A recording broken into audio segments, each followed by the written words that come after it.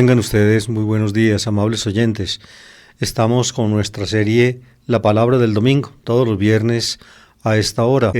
Saludo especialmente a los escuchas de la emisora acá en la ciudad de Medellín, La Voz de Jesucristo, y a los que siguen este programa y otros de la emisora a través de la red mundial de comunicaciones. Hemos llegado casi al final del tiempo ordinario. Estamos como en la recta final de esta parte de la liturgia, de la segunda sección del tiempo ordinario que se extiende de Pentecostés al comienzo del Adviento. Ya a fines de noviembre empezaremos un nuevo año litúrgico con el primer domingo de Adviento y repetiremos el ciclo. El ciclo en la liturgia de la Iglesia es así porque finalmente la obra, digamos, de la salvación de Dios en Jesucristo, la celebramos, es el principio de la salvación, y todos los años pues basados o con mirada hacia el Antiguo Testamento como tiempo de la promesa, celebramos en el año la dispensación del misterio del Señor, Dios que envía a su Hijo al mundo, nacido de la Virgen María, Él que vive haciendo que pasa por esta tierra según el bien, finalmente entrega su vida a la muerte, Dios lo resucita entre los muertos y lo toma gloriosamente a su derecha, de donde infunde a todos sus seguidores el Espíritu Santo. Y todos entonces, unidos como seguidores de Él, podemos esperar la consumación del plan de Dios, que se realizará con la venida gloriosa del Señor Jesús, cuando Dios consumará el reino de Él, el reino de Dios, siendo Dios o llegando a ser Dios todo en todos. Este pequeño resumen que con estas palabras les acabo de hacer sintetiza pues el contenido del año litúrgico. Estamos llegando precisamente a la última parte del año litúrgico, es decir, aquello que llamé yo la consumación del designio divino en la venida gloriosa del Señor, cuando Dios se haga todo en todas las cosas, como lo dice Pablo hermosamente en la primera carta a los Corintios. Por eso estos domingos son como una disposición hacia el juicio divino que todos tendremos que sobrellevar, precisamente cada uno en su propia vida temporal, en la consumación de su vida temporal, y todos conjuntamente en la consumación de la historia en el reino de Dios.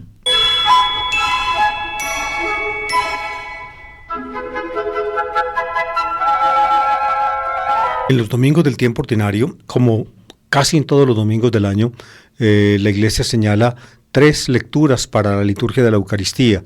La primera generalmente tomada del Antiguo Testamento, la segunda de una carta apostólica y la tercera tomada de uno de los Evangelios.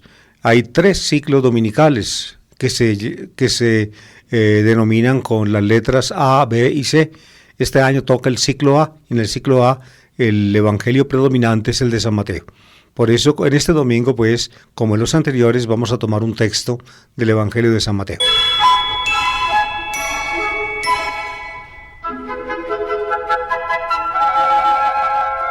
La primera lectura está tomada del libro del profeta Isaías en el capítulo 45, versículos primero, luego del 4 al 6. Es un texto muy breve.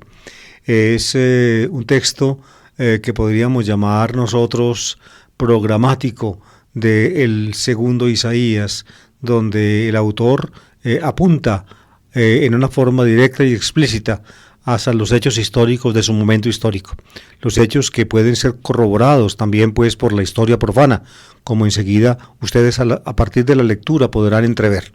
Dice así: así dice el Señor a su ungido Ciro, a quien lleva de la mano: doblegaré ante él las naciones, desceñiré la cintura de los reyes, abriré ante él las puertas, los batientes no se le cerrarán. Por mi siervo Jacob, por mi escogido Israel, te llamé por tu nombre, te di un título, aunque no me conocías. Yo soy el Señor y no hay otro. Fuera de mí no hay Dios. Te pongo la insignia, aunque no me conoces, para que sepan de oriente a occidente que no hay otro fuera de mí. Yo soy el Señor y no hay otro.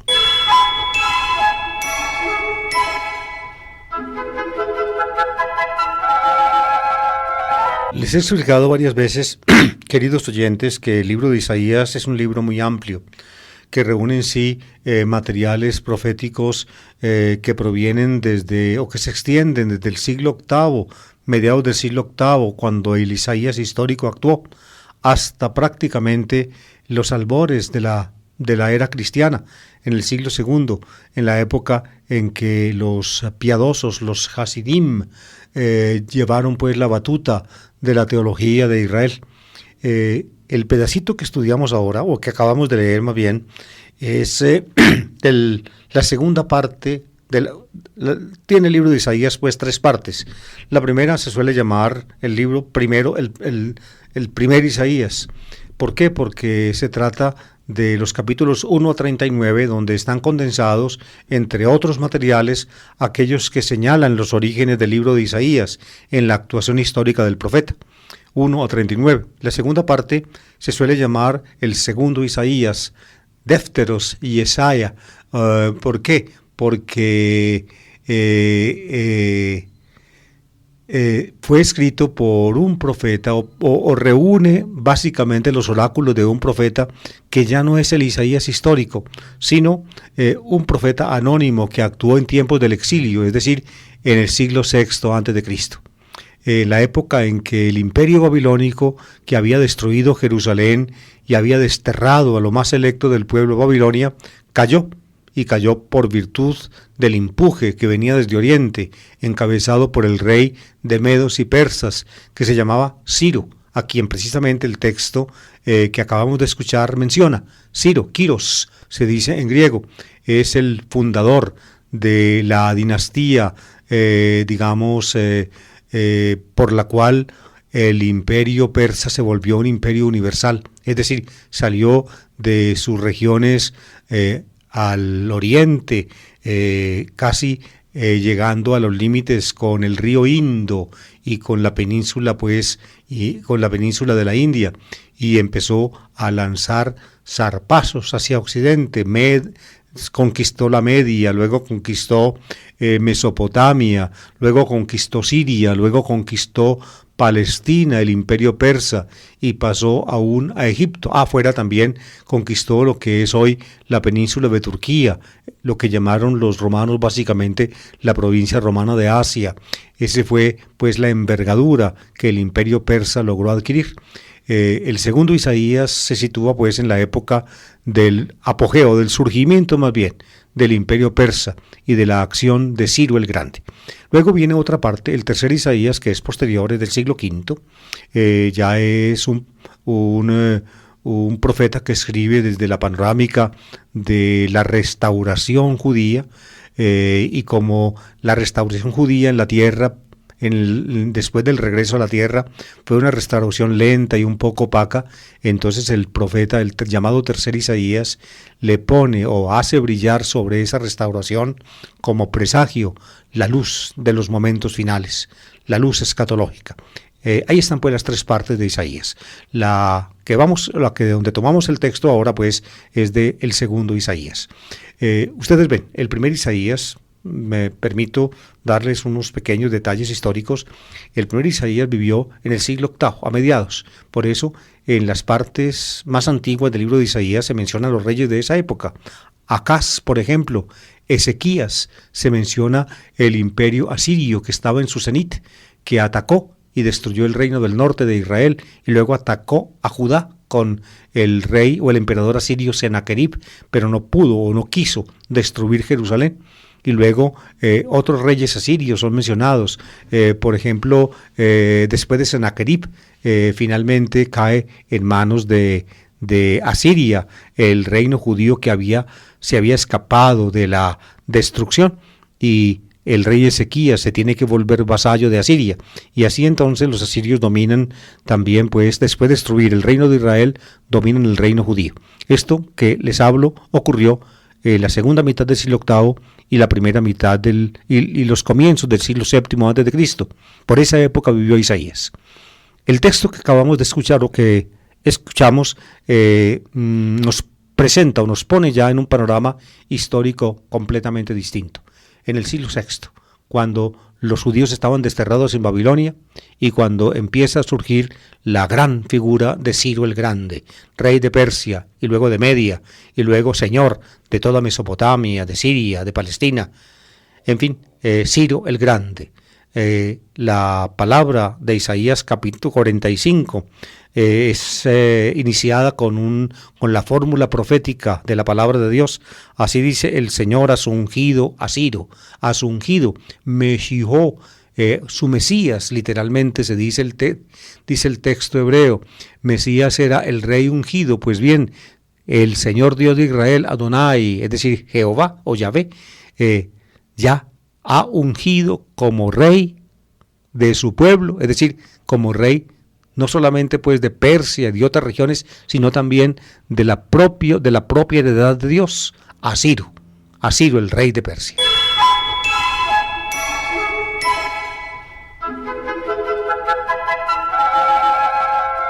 El oráculo que aparece acá como palabra pues de Dios está extrañamente construido, una parte en tercera persona, como si Dios no le estuviera hablando directamente a Ciro. Fíjense, en tercera persona. Así dice el Señor a su ungido, a Ciro, a quien lleva de la mano. Lo lleva de la mano, es decir, es Dios el que lo conduce, Dios es su guía. Doblegaré ante él las naciones, desceñiré las cinturas de los reyes, abriré ante él las puertas, los batientes no se le cerrarán.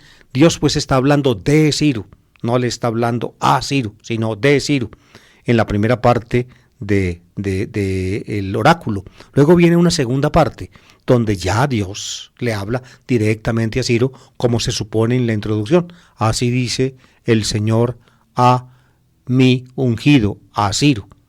Por tanto, lo que vamos a repetir ahora en la lectura es posiblemente la parte más antigua del oráculo. Por mi siervo Jacob, por mi escogido Israel, te llamé por tu nombre, te di un título, aunque no me conocías. Ahí sí le habla pues el Señor directamente a Ciro. Dios pues va a promover a Ciro. Lo llamó por su nombre, con una fórmula que se emplea a veces para los profetas. Te di un título. ¿Ven? El título que aparece antes es el título de Mesías, por tanto de rey, aunque no me conocías. Es decir, Ciro no era israelita, no tenía por qué conocer la fe de Israel, aunque no me conocías. Dios lo va a hacer no por Ciro mismo, sino por mi siervo Jacob, por mi escogido Israel.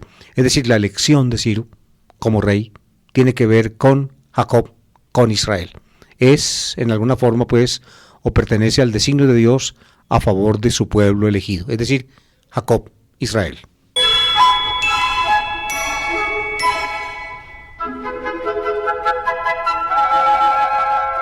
La segunda parte de la lectura de este domingo del libro de Isaías no está, pues, no aparece en el texto directamente enseguida de lo que leímos antes, sino que aparece un poco más adelante y es como el resumen de la doctrina, llamémosla así, de Isaías, de la profesión de fe de Isaías. Es una profesión ya de fe en Dios, una profesión monoteística. Es decir, claramente aparece en este texto lo que antes en el lenguaje bíblico apenas empezaba a vislumbrarse. Aparece ya la profesión monoteística de fe en Dios, un solo Dios. Isaías, o el segundo Isaías, es el primer autor bíblico que expresa y explícitamente profesa una fe monoteística. Escuchemos el pedacito. Yo soy el Señor y no hay otro. Ani Yahvé, yo soy el Señor y no hay otro. Es decir, fuera de Yahvé no hay otro Dios. Por tanto, Yahvé, el Dios de Israel, el Señor, es el único Dios. Aquí tenemos pues una convicción ya del profeta, del segundo Isaías. Para que ustedes más o menos, queridos oyentes, puedan captar la la singularidad de esta profesión, les voy a decir de memoria un pedacito de un himno, digamos, más antiguo, del himno que aparece en Éxodo capítulo 15, en boca de Moisés.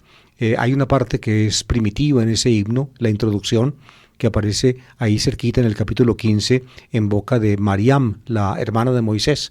Luego el canto de victoria del Señor sobre los egipcios se amplía, pero aún la ampliación es preexílica, es decir, de los tiempos anteriores al profeta Isaías, al segundo Isaías. Y fíjense cómo se formula allí poéticamente la fe en Dios. Cuando el poeta le canta al Dios de Israel, es decir, al Señor, a Yahvé, le canta así: ¿quién como tú, Yahvé, entre los dioses? ¿Quién como tú, terrible entre los santos? Autor de proezas, gestor de maravillas. ¿Quién como tú entre los dioses? Fíjense, no, dentro de esa palabra del poema no cabe pues la idea del segundo Isaías: yo soy el Señor y no hay otro. No hay Dios fuera de mí. ¿Quién como tú entre los dioses? En el Israel, desde antiguo, desde los acontecimientos del Éxodo, desde la formulación de la alianza, Israel no conoció o no adoró sino a un solo Dios. Su Dios es el Señor. Ese es el primer mandamiento del Decálogo. No habrá dioses extraños delante de mí, no habrá para ti lo yihye, no habrá para ti leká, Elohim Ajerim, otros dioses, al-Panay, delante de mí. Es decir, tú no podrás dar culto a un Dios que no sea yo. Ese es el primer mandamiento. Pero se supone implícitamente que al lado del Señor, pues, otros pueblos tenían otros dioses. Lo que sucede es que Israel no podía darles culto, porque para Israel solamente contaba el Señor, el que lo sacó de la tierra de Egipto. Aquí, en el segundo Isaías, la fe de Israel da un paso trascendental más adelante. Yo soy el Señor y no hay otro. Fuera de mí no hay Dios. Ahí pues está, en esa profesión de fe monoteística, radica el segundo Isaías, la elección de Ciro. Te pongo la insignia, le está diciendo el Señor a Ciro, aunque no me conoces, para que sepan de oriente a occidente que no hay otro fuera de mí. Es decir, la misión universal de Ciro, como rey, como Mesías, escogido por Dios mismo, guiado por Dios, coronado por Dios con la insignia, fíjense, tiene una finalidad, y es que se sepa de oriente a occidente que el único Dios es el Señor Dios de Israel. Una pretensión monoteística y diría yo, una convicción más profunda y contagiosa de la singularidad de la fe de Israel difícilmente se encuentra en la Biblia entera.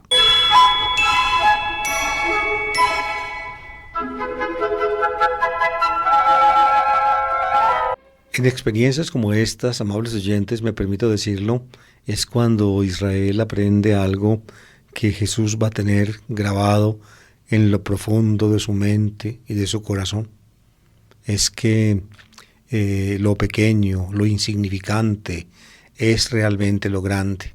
Esa paradoja que se deja sentir en estas palabras de el segundo Isaías es la idea directriz de toda la actividad y de todo el pensamiento de Jesús. Y eso fue lo que prácticamente hizo Jesús y luego el cristianismo primitivo. Un autor reciente, un exégeta reciente, teólogo él, importante, lo llama como la revolución de los valores. Los grandes valores son, en el movimiento de Jesús, son puestos boca arriba, son revolucionados, es decir, son revolcados para que se apliquen los pequeños, la mentalidad de los grandes, y los grandes sean llamados a aceptar y compartir la mentalidad de los pequeños. Podríamos decirlo en esa forma. Y yo creo que al decirlo así, estaremos muy cercanos de la mente del Evangelio.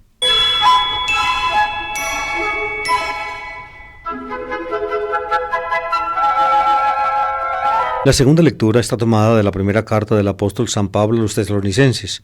Recuerden, queridos oyentes, que hasta el domingo pasado veníamos leyendo pedacitos de la carta a los filipenses. Aquí, pues, se nos presenta la liturgia la carta a los tesalonicenses. El grupo de liturgistas que señaló las lecturas para los ciclos dominicales, amables oyentes, se basó simplemente en el orden del canon. Tomó las cartas de Pablo y empezó a tomar textos de unas y otras. Primero tomó, por ejemplo, de la carta a los romanos, luego tomó uno que otro de la carta a los corintios, luego tomó de la carta a los gálatas, luego de la carta a los filipenses y ahora pasó de la carta a los tesalonicenses. Esta vez en este ciclo A no tomó ni de la carta a los colosenses ni de la carta a los efesios, que figuran pues por allí en la parte central del Corpus Paulinum. De Filipenses pues salta el grupo de liturgistas a tomar pedacitos de la carta primera a los tesalonicenses, pero esta carta es en el orden, digamos, de aparición histórica de las cartas de Pablo, es la primera de todas. Vamos a leer lo que probablemente es el texto escrito del Nuevo Testamento más antiguo. El texto más antiguo escrito por Pablo y el texto escrito más antiguo del Nuevo Testamento en absoluto. No es que antes del año 51, cuando se escribió esta carta, no figuraran ya materiales, no fueran usados ya materiales que luego aparecieron, por ejemplo, en los evangelios. No, sí eran usados, pero los escritos mismos, los evangelios, por ejemplo, no habían aparecido todavía. Esta carta, la a los tesalonicenses, y este pedacito que concretamente vamos a leer ahora, es el primer escrito, como escrito, del Nuevo Testamento.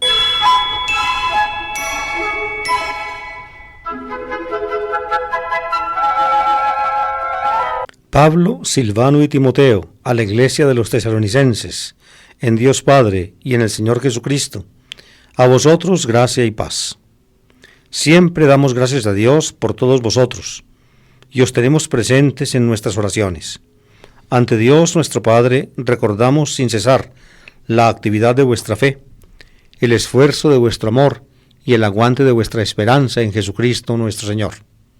Bien sabemos, hermanos amados, de Dios, que Él os ha elegido, y que cuando se proclamó el Evangelio entre vosotros, hubo no solo palabras, sino además fuerza del Espíritu Santo y convicción profunda, como muy bien sabéis.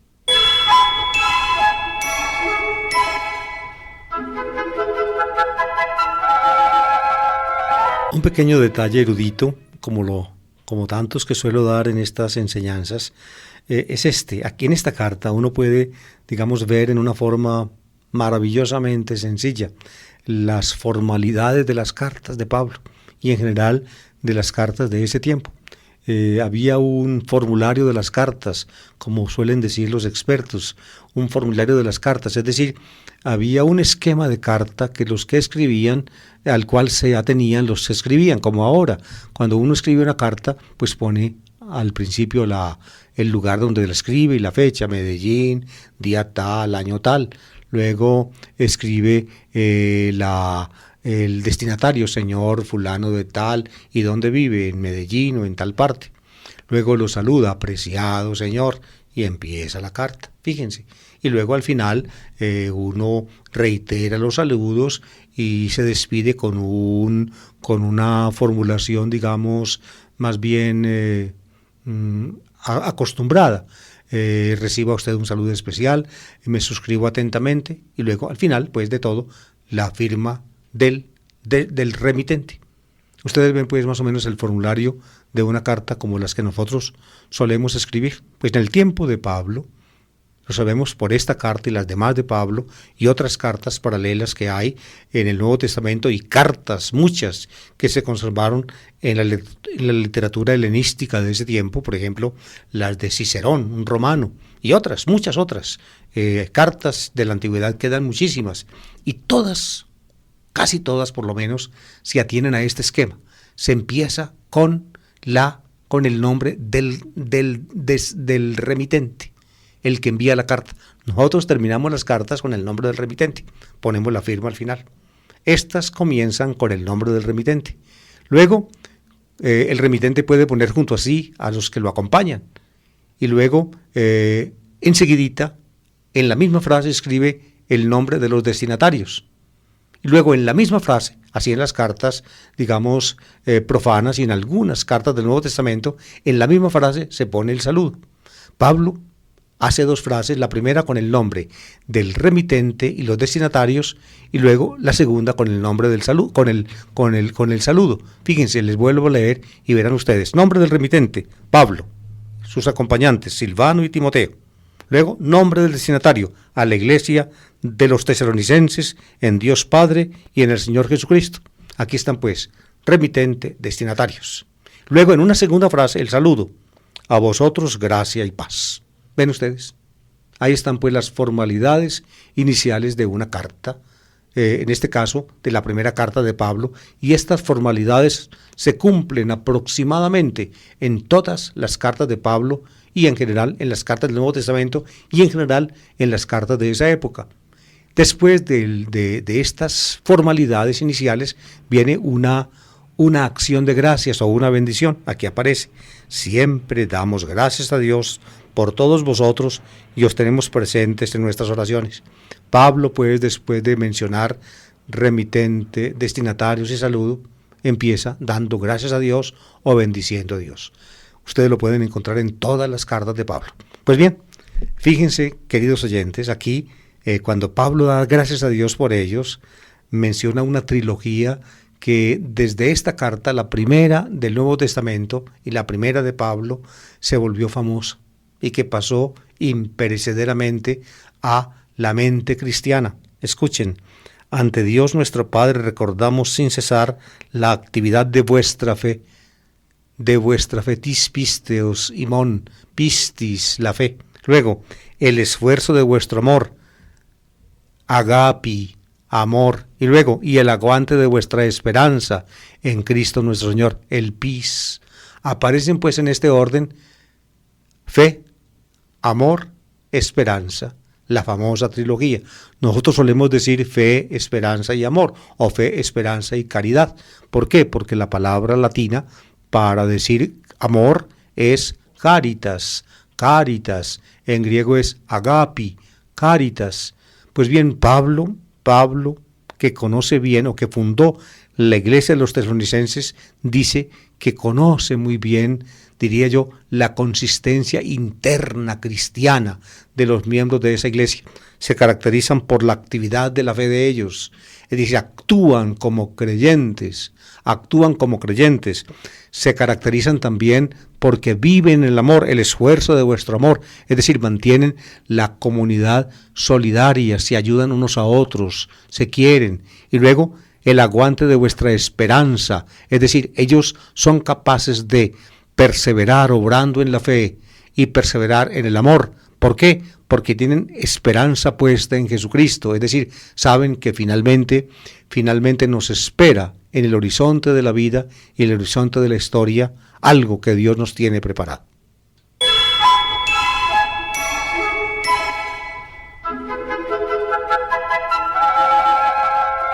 Y ahora sí pasemos al texto evangélico que, como estamos en el ciclo A del tiempo ordinario, está tomado de Mateo, capítulo 22, versículos 15 a 21. Recuerden que en los domingos anteriores leímos 3 parábolas del Evangelio de Mateo, 3 parábolas que el evangelista pone precisamente en los comienzos de la actividad de Jesús en Jerusalén. Jesús llega a Jerusalén, así lo cuenta Marcos y Mateo sigue detrás de él, llega al templo, purifica el templo y se forma un tremendo alboroto.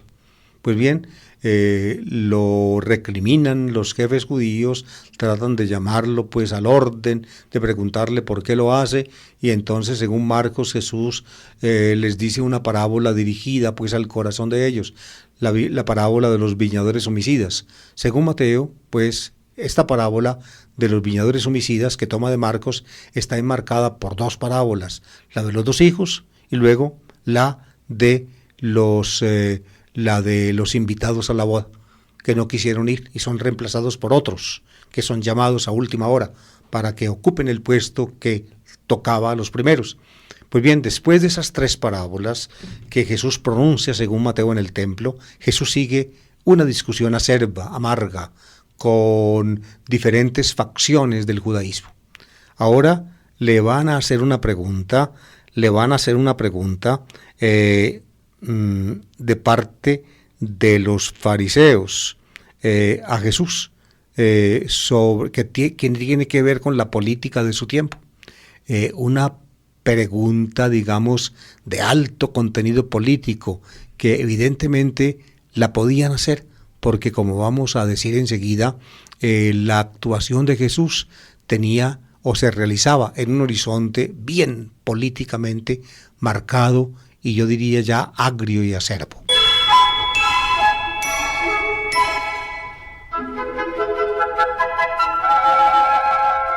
En aquel tiempo, los fariseos se retiraron y llegaron a un acuerdo para comprometer a Jesús con una pregunta. Le enviaron unos discípulos con unos partidarios de Herodes y le dijeron: Maestro, sabemos que eres sincero y que enseñas el camino de Dios conforme a la verdad, sin que te importe nadie, porque no te fijas en las apariencias. Dinos pues, ¿qué opinas? ¿Es lícito pagar impuestos al César o no? Comprendiendo su mala voluntad, les dijo Jesús: Hipócritas, ¿por qué me tentáis? Enseñadme la moneda del impuesto. Le presentaron un denario. Él les preguntó: ¿de quién son esta cara y esta inscripción? Le respondieron: del César. Entonces le replicó: pues pagadle al César lo que es del César, y a Dios lo que es de Dios.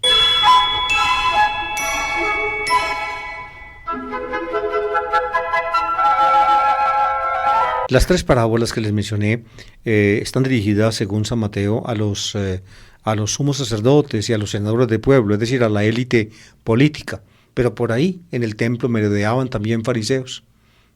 Se supone que ellos fueron conscientes del significado tan terrible de estas parábolas de Jesús. Y entonces se retiran y planan un ardid. ¿Cómo vamos a manejar este asunto? Ellos estaban preocupados pues por la actuación de Jesús. Llegan pues a un acuerdo, y el acuerdo es meter a Jesús en un berenjenal político. Es decir, ponerlo a tomar posición en una cuestión política bien debatida y bien actual, que en el judaísmo de ese tiempo pues tenía una grandísima importancia. Era una pregunta explosiva. Mandan pues los fariseos a unos discípulos de ellos, es decir, a fariseos, y acompañados por algunos partidarios de Herodes. ¿Quién es este Herodes, amables oyentes? Es Herodes Antipas, un hijo del gran Herodes, de Herodes el Grande, el de los santos inocentes, el que en cuyo reinado había nacido Jesús unos 30 y tantos años antes. Herodes Antipas había heredado una parte del reino de su padre, no tenía el título de rey, simplemente los romanos lo reconocían como ¿cómo se llama eso? Tetrarca, es decir, jefe de la 4ª parte de un territorio. Se había construido una ciudad en Galilea donde hizo su palacio. La ciudad era Tiberías o Tiberíades, una ciudad helenística muy bien trazada. Hoy en día todavía se pueden ver los restos del trazo de la ciudad de Tiberíades junto al lago, y en un lugar que había sido un cementerio. Oigan bien, para los judíos era una aberración espantosa. Este señor Herodes Antipas edificó su palacio.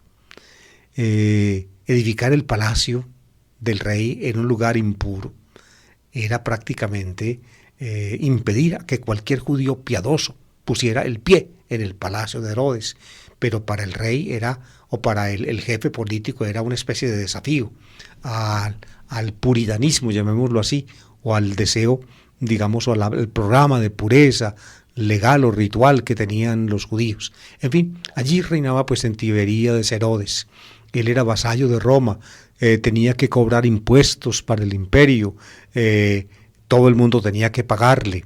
En esa época, aún desde antes de Antipas, desde antes de la era cristiana, por allá en la época de la muerte de Herodes, amables oyentes, de Herodes el Grande, el papá de había habido varios levantamientos de judíos contra los romanos. El más importante, hubo dos, Atronges creo que se llamaba uno, y Simón, dos que pretendieron ser reyes, pero rápidamente los los romanos acabaron con ellos.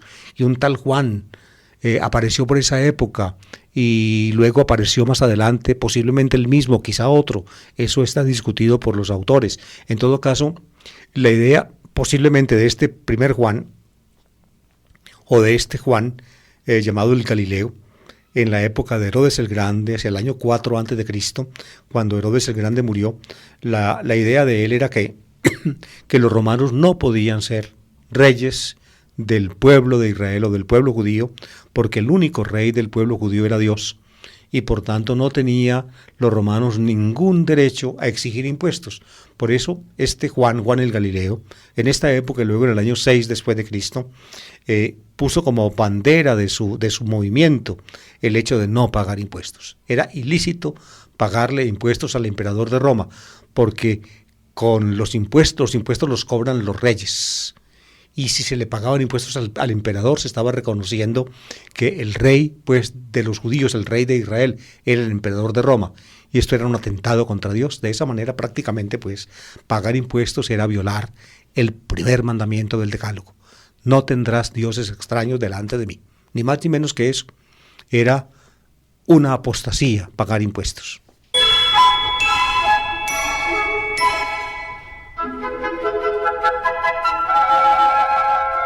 El hecho, de que le planteen a Jesús la pregunta unos fariseos con unos partidarios de Herodes es muy significativo. Es decir, era una pregunta de interés político. Herodes Antipas tenía obligación de recoger impuestos para el emperador. Solamente así podía él sostenerse en el reino, porque la obligación que le estipulaba Roma era que cada año pagara una alta suma a los romanos. Era el precio de ser un rey vasallo o un jefe vasallo, un tetrarca vasallo de Roma. ¿Cuál es la pregunta que le plantea?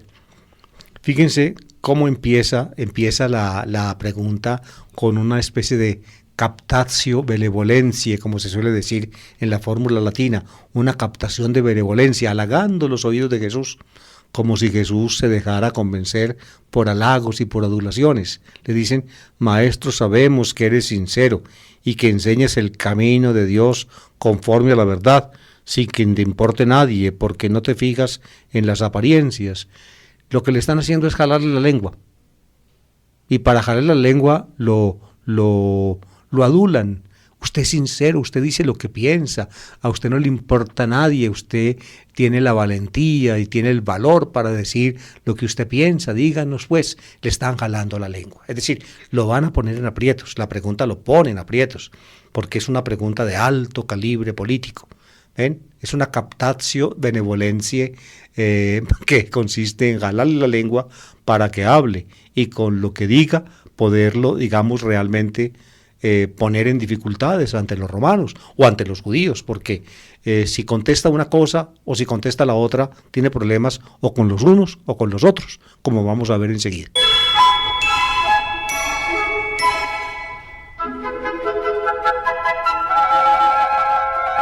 Dinos ¿qué opinas? ¿Es lícito pagar impuestos al César o no? Ahí está la pregunta. Ustedes la encuentran también en Marcos, con algunas variaciones, es decir, las variaciones las hace Mateo sobre el texto de Marcos, pero básicamente la pregunta es la misma. ¿Qué opinas? ¿Es lícito pagar impuestos al César o no? Los partidarios de Judas el Galileo, y gente inconforme con el Estado romano, decían: no es lícito, es un atentado contra el primer mandamiento, es quitarle a Dios la realeza para dársela a un hombre, algo así decía. El César, ¿quién es el César? El César es el emperador de Roma. La palabra César, en latín Caesar o César, como la pronuncian a la italiana, era como el apellido, digámoslo así, de la familia de Caius Iulius César.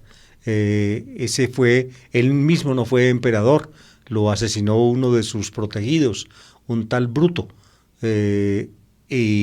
pero finalmente fue un sobrino de Julio César el que fue elegido, o que tomó pues el Principado de Roma como emperador.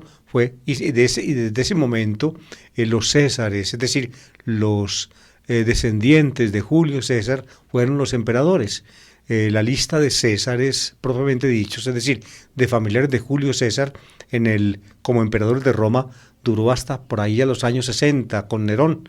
Nerón fue el último de los Césares propiamente dichos. Después de Nerón hubo unos años de inestabilidad y finalmente otra familia fundó otra dinastía, la familia imperial Flavia, los Flavios, con Vespasiano, Tito, Domiciano, en fin, pero el título, o mejor dicho, el nombre César siguió siendo usado como sinónimo de emperador. Y así pasó a las lenguas occidentales. Por ejemplo, en Alemania la palabra suena Kaiser. Kaiser era el emperador germánico. El Kaiser en la época de la Primera Guerra Mundial fue Federico Guillermo. Fue el último Kaiser alemán. Cuando terminó la Guerra Mundial, la primera, con la derrota de Alemania, entonces dejó de Alemania de ser un imperio. Y se acabaron los Kaiseres, los emperadores alemanes. Entre nosotros, Kaiser es nombre de perro.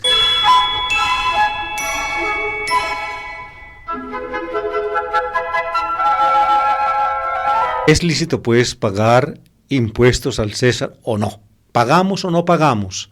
Agrega el Evangelio de Marcos. Jesús se da cuenta de que lo están poniendo en aprietos. ¿Por qué me tentáis? Y los llama hipócritas. ¿Por qué me tentáis? Es decir, la adulación del principio la comprendió Jesús realmente como una forma sutil de jalarle la lengua para ponerlo a hablar y comprometerlo. ¿Por qué me tentáis? Y oigan esto, que es muy importante. Jesús los invita a que le muestren la moneda del impuesto. Se supone que Jesús entonces no la tiene. Y ellos sí la tienen.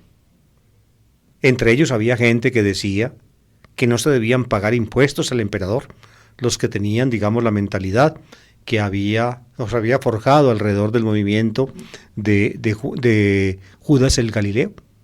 Ellos decían, no es lícito pagar impuestos al emperador, porque los impuestos son una forma de reconocimiento del emperador como rey, y el único rey de Israel es Dios.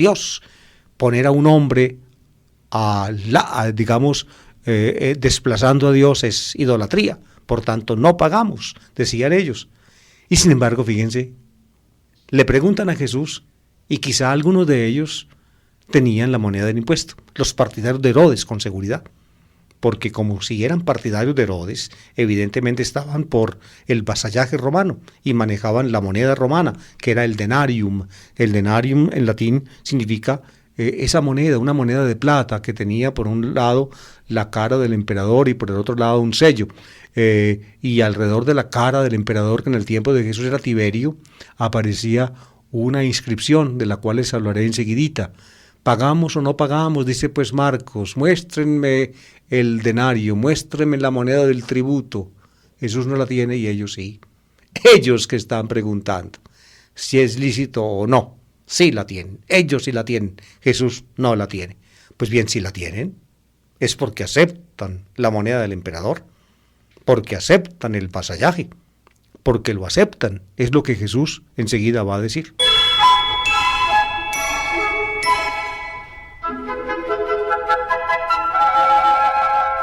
Jesús no tanto porque no supiera y quisiera apenas ahora averiguar, sino porque la narración exige que se le dé a esto una nota dramática. Jesús entonces les pregunta, ¿de quiénes son esta cara y esta inscripción?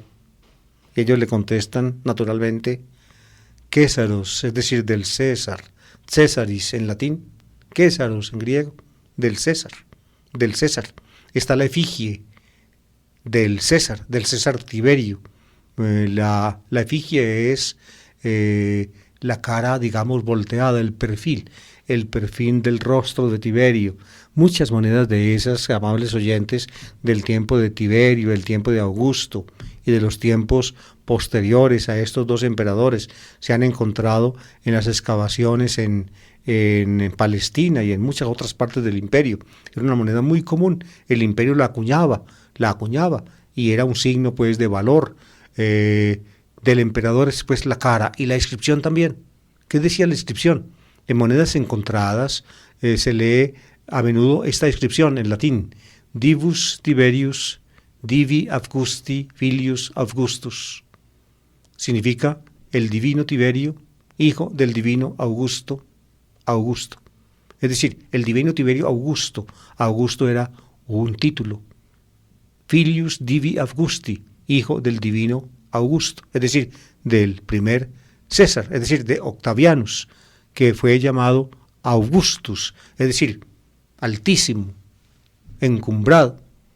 El divino Tiberio, hijo del divino Augusto, y el Tiberio pues también Augustus. Augustus era un título de los Césares o de los emperadores romanos. Se llamaba pues al emperador, amables oyentes, Divus, divino. Era de la teología del imperio. El dominio político tenía pues una connotación teológica. El emperador era divino, Divus Tiberius, así como su padre, al menos putativo, es decir, o su padre, digamos, adoptivo, porque Tiberio no era hijo de, digámoslo así, carnal del emperador Octaviano Augusto, sino de su mujer Livia, pero Tiberio lo había adoptado, pero Augusto lo había adoptado. Entonces, el divino Tiberio, hijo del divino Augusto.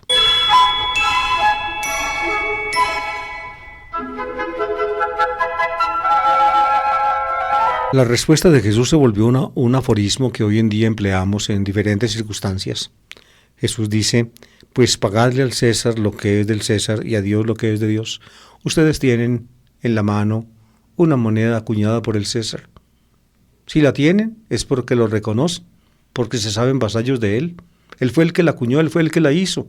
Pues désenla, es de él, ustedes la tienen, no la pueden negar. Me la acaban de entregar a mí, pero a Dios lo que es de Dios.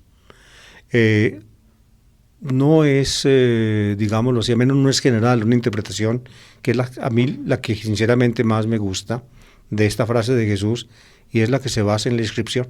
Es decir, del César podrá ser la moneda y por tanto el derecho a cobrarla porque él la hizo y él gobierna a los que la portan, pero del César no es la divinidad. Divus Tiberius y Divus Augustus son, diría yo, inaceptables expresiones en boca de un creyente en Dios.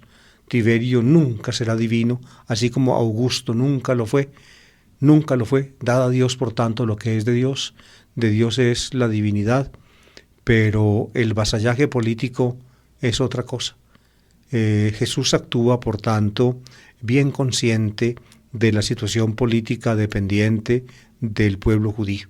Y Jesús no quiere irse en lanza en ristre por ese aspecto político, aunque evidentemente en su actividad toma como eslogan básico de su predicación un eslogan que había estado antes en boca, por ejemplo, de Judas el Galileo. Judas el Galileo también predicaba que Dios era el único rey, y con base en la interpretación política de esa afirmación decía, por tanto, que el César no era rey y que no había que pagarle impuestos. Jesús actúa bajo el mismo eslogan político: Dios es rey, Dios viene a reinar, pero las consecuencias que Jesús saca de eso no son, al menos en primer lugar, políticas. Las consecuencias tienen un horizonte más hondo y más fundamental. Reconocer a Dios como rey dice algo más que tener en este mundo al César como rey, algo más. Es decir, Jesús es consciente del valor profundo religioso de la predicación del reino y del reinado de Dios.